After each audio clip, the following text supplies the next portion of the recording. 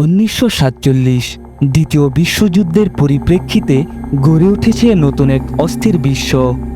পারমাণবিক বোমার ছাই থেকে উঠে দাঁড়িয়েছে আধুনিক সভ্যতা, আর তার ছায়ায় গড়ে উঠেছে শীতল যুদ্ধ। একদিকে সোভিয়েত ইউনিয়ন, অন্যদিকে মার্কিন যুক্তরাষ্ট্র।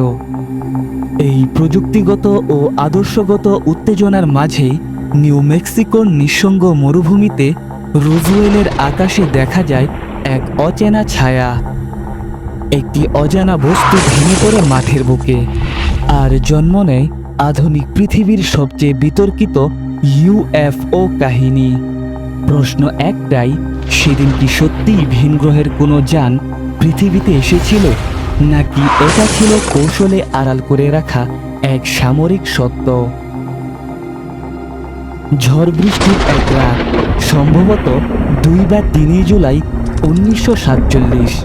কয়েকদিন পর 5 জুলাই খামার মালিক উইলিয়াম ব্রাজেল তার খামারে ছড়িয়ে থাকা অদ্ভুত ধ্বংসাবশেষ খুঁজে পান।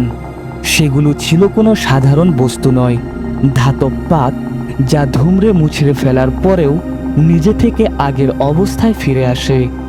ছিল হালকা কিছু অবিশ্বাস্যভাবে শক্ত কিন্তু ধাতবহীন, যার গায়ে খোদাই ছিল গোলাপি বেগুনি রঙের অজানা প্রতীক। এরপর 7 জুলাই ব্রাজিল শহরে যান এবং শেরিফকে বিষয়টি জানান। শেরিফ ঘটনাটি সেনাবাহিনীকে জানালে ঘটনাস্থলে পৌঁছান গোয়েন্দা কর্মকর্তা মেজর জেসি মার্শেল। 8 জুলাই 1947 এই দিনটি রোজওয়েল রহস্যের কেন্দ্রে। রোজওয়েল আর্মি এয়ারফিল্ডে এক প্রেস বিজ্ঞপ্তি দেয়, যেখানে বলা হয় একটি উড়ন্ত চাকতি উদ্ধার করেছে।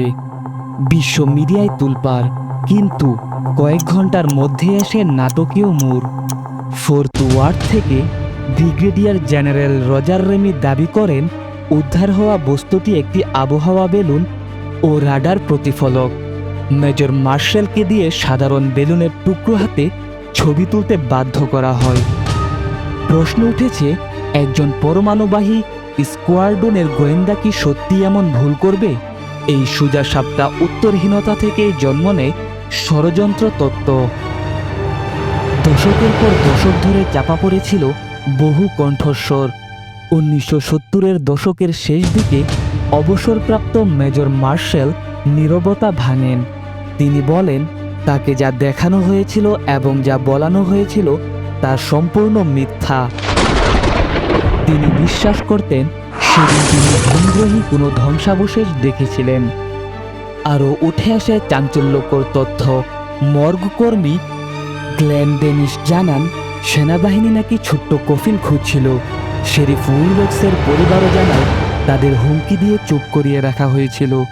যদি এই দাবিগুলো সত্য হয়, তবে এখানে লুকানো ছিল কেবল প্রযুক্তি নয়, জৈবিক কোনো চরম আবিষ্কারও।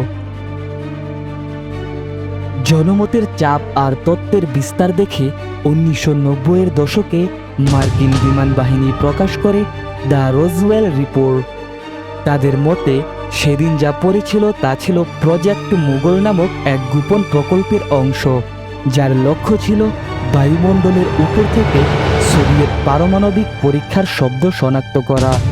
এই ব্যাখ্যার বাস্তব ভিত্তি থাকলেও দীর্ঘ সময় গোপন রাখা আর প্রত্যক্ষদর্শীদের বক্তব্যের সাথে অসামঞ্জস্যপূর্ণ। এই জন্য এই রিপোর্টকে পুরোপুরি গ্রহণযোগ্য করে তোলে না। তাহলে রোজওয়েল কাহিনীর আসল চেহারা কি? একটি ভুল বুঝাবুঝির ইতিহাস, নাকি মানব সভ্যতার সবচেয়ে গোপনীয়তার গল্প? রোজওয়েল আজ একটি শুধুই ঘটনা নয়, এটি একটি সাংস্কৃতিক প্রতীক, যা রাষ্ট্রের প্রতি অবিশ্বাস এবং অজানার প্রতি মানুষের চিরন্তন কৌতূহলকে তুলে ধরে। আপনি কি মনে করেন রোজওয়েলের সত্যিই কিছু ঘটেছিল, নাকি প্রচারণার ভুল ছিল? নিচের কমেন্টে জানাতে ভুলবেন না। এই রোজওয়েলের কাহিনী নিয়ে আপনি যদি আরও বিস্তারিত জানতে চান, তাহলে অবশ্যই কমেন্টে জানাবেন। আর এমন ঐতিহাসিক রহস্যময় সত্য জানতে চোখ রাখুন জ্ঞানরেখাতে, কারণ ইতিহাসের অতলে লুকিয়ে থাকে অনেক অজানা সত্য। ধন্যবাদ।